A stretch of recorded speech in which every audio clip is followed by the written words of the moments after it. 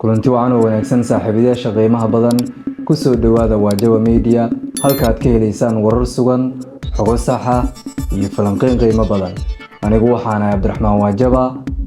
waxaan idin soo gudbinayaa maanta qodobadii ugu door corona warkeena caalamka iyo dalka qodobada aad ku maqli doontaan waxaa ka mid ah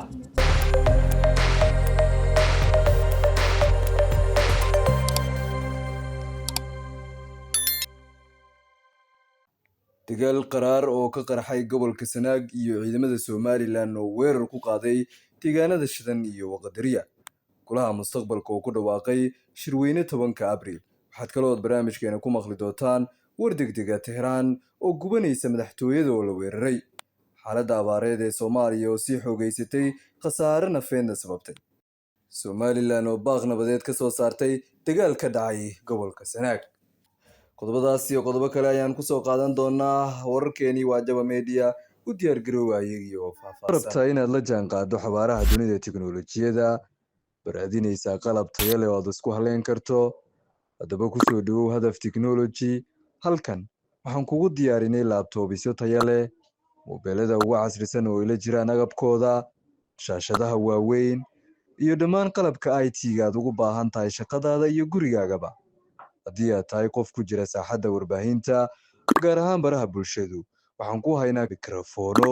iyo qalabka studio-da oo dhameystiran agab kasta oo IT-ya wixii qalab aad ugu baahato xafiis ama guri tayo caalami ah adeeg la isku haleyn karo iyo qiimo kugu habboon waa halka aad kaga iibsan karto qalabka electronics-ka hadaf technology xarunteenu waa Baydhabo agaarka Shaneem Shantraal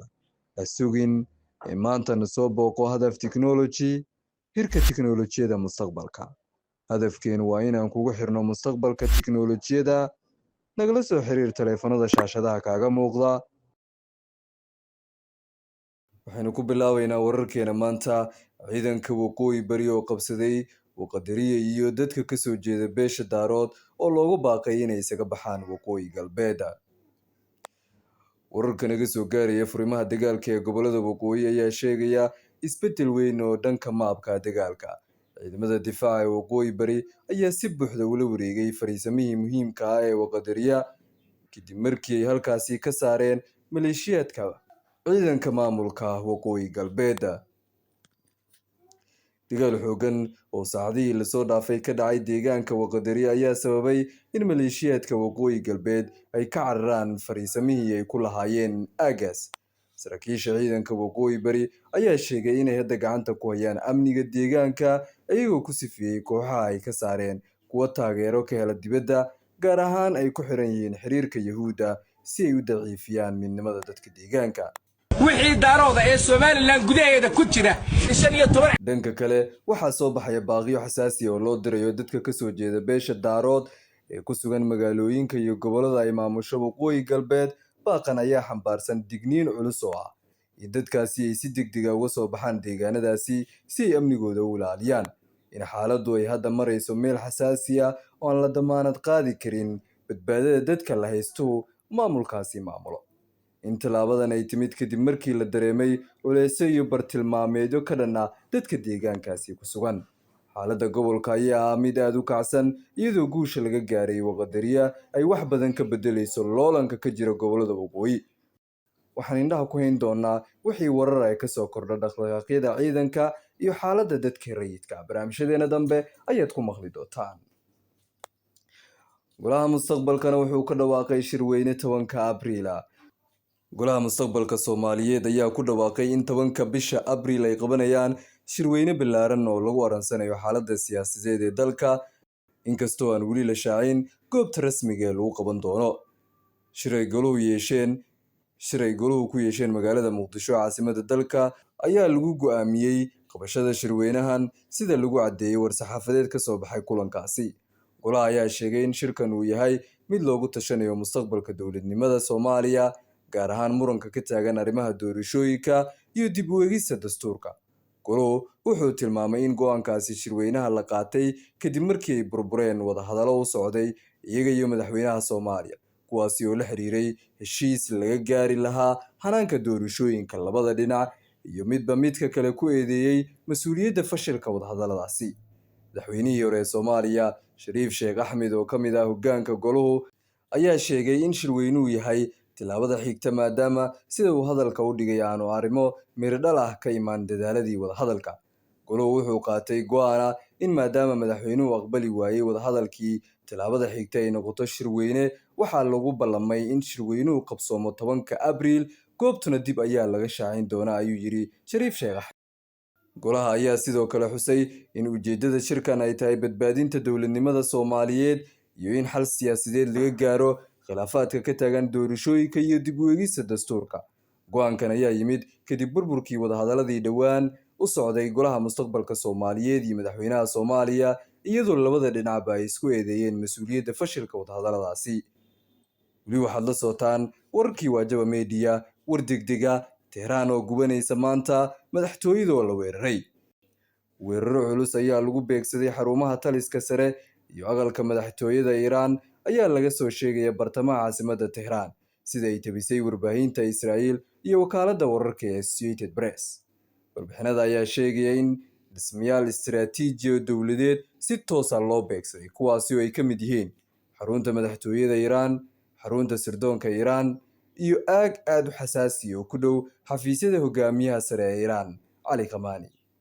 Wakaaladda AP ayaa xaqiijisay in ugu yaraan hal weerar lagu beegsaday deegaanka xafiisyada hogaamiyaha sare, taas oo sare u qaadaysa halista siyaasadeed iyo midda amniga ka dhalan karta weeraradan.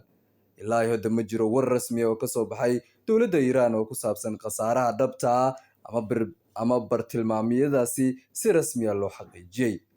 Xaaladda Tehraan ayaa weli ah mid aad u kacsan, waxaana socda weeraro isdaba joog ah oo ku saabsan weeraro dheeraad ah.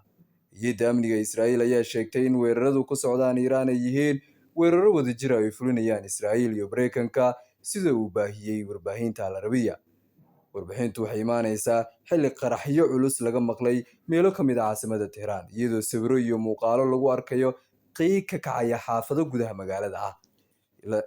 Ilo warbaahineed oo maxalli ayaa xaqiijiyey in weeraro isdaba joog ah laga maqlayo Tehraan, halka weli aan si rasmi ah loo shaacin khasaaraha ama bartilmaameedyada la beegsaday. Suuqyada saamiyada ganacsiga ee Iiraan ayaa la hakiyey oo la joojiyey iibkooda, sida ay Tehraan ku dhawaaqday. Xaaladda amniga Tehraan ayaa ah mid aad u kacsan, waxaana socda warar iskhilaafsan oo ku saabsan baaxadda weerarka iyo cidda si toos ah u fulisay. Xaaladda abaareed ee Soomaaliya oo sii xoogaysatay, khasaare nafeedna sababtay. Xaaladda abaareed ee ka jirta qaybo badan oo ka mid ah dalka Soomaaliya ayaa la sheegaya inay gashay marxalad aad u adag kadib markii ay soo baxeen warar sheegaya dhimasho iyo dhibaatooyin bini'aadanimo oo sii kordhaya. Deegaano badan oo miyiga ayaa wajahaya biyo iyo raashin la'aan baahsan, taasi oo si toos ah u saameysay nolosha dadka iyo duunyada. Wararka laga helayo gobollo kala duwan ayaa tilmaamaya in qoysas badan ay ku barakaceen deegaanadoodii iyagoo u hayaama magaalooyinka si ay u helaan gargaar iyo biyo. Abaarta daba dheeraatay ayaa sidoo kale sababtay in xoolo badan ay dabar go'aan, taasi oo hoos u dhigtay ilihii dhaqaale ee bulshada reer miyiga ah. Hay'adaha gargaarka iyo maamulka deegaanada ayaa walaac xooggan ka muujiyey xaaladda sii xumaanaysa, iyagoo ku baaqay in si degdeg ah loo kordhiyo gurmadka bini'aadanimo si looga hortago dhimasho kale iyo macluul ka dhalata abaarta. Guud ahaan, xaaladda abaareed ee Soomaaliya ayaa u baahan fargelin degdeg ah, maadaama khataro dhaba ay wajahayaan kumanaan qoys oo hadda wajahaya nolol adag oo ay sababtay roob la'aanta iyo isbeddelka cimiladu. Ugu dambeyntiina,